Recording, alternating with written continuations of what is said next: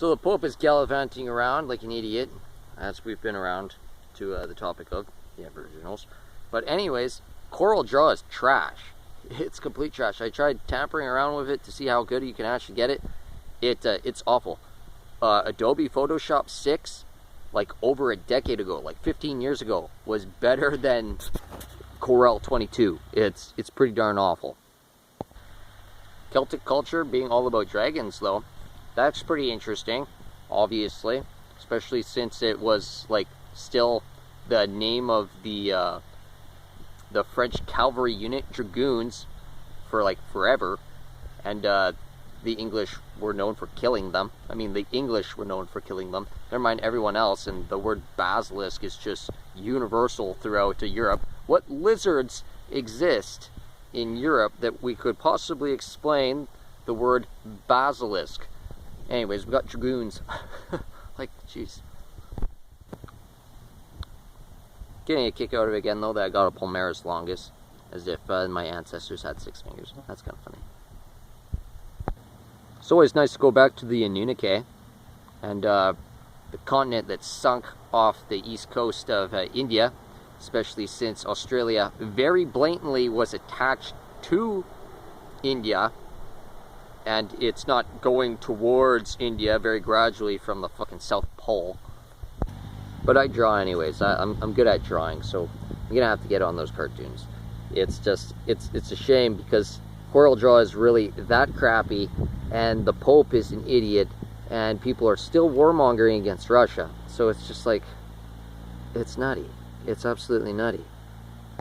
But I was watching Nerderotic, right? I watch Nerderotic quite a bit. That guy's cool. He's right to hate on the MCU, and he's right to hate on the direction they're taking the Rings of Power and everything like that. And it's very peculiar and interesting, right? Because when Iron Man came out, everyone, I would presume everyone, I mean I sure did, everyone would have loved to watch a Black Widow movie. But when they did the Black Widow movie, the advertising, I mean the commercials, it was obviously terrible. They completely broke down her entire narrative into this one tiny little uninteresting thing that surmised her whole history. Her whole history was broken down into this, oh, the Black Widow actually isn't good at anything. Oh, the Black Widow actually isn't very in touch or informed. The writing was just so poor. And so the whole MCU thing, if we want to ride on that a little bit, you might as well, is that they're emasculating women. They're defaming women and supplementing feminine behavior with just poor writing.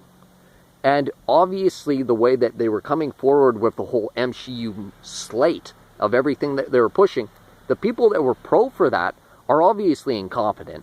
But it's also, you can't put lipstick on a pig and expect that pig to prosper. You can't take a really competent, good writer and say, hey, you want to write something stupid for us and make it good? It just doesn't work, because when you're writing something good, it has to come from an intuitive and logical place.